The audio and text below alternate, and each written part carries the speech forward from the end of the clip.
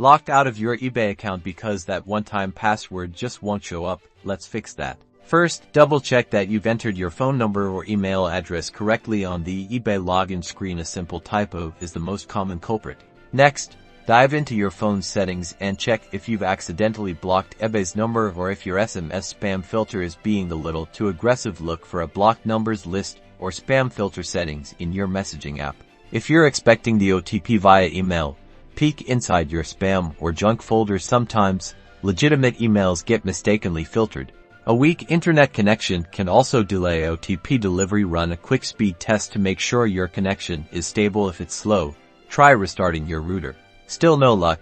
Head over to the eBay Help Center, search for OTP issues and explore their alternative verification methods. They might offer options like security questions or using a backup email. Finally, if all else fails, don't hesitate to contact eBay support directly. They can help you verify your identity and regain access to your account.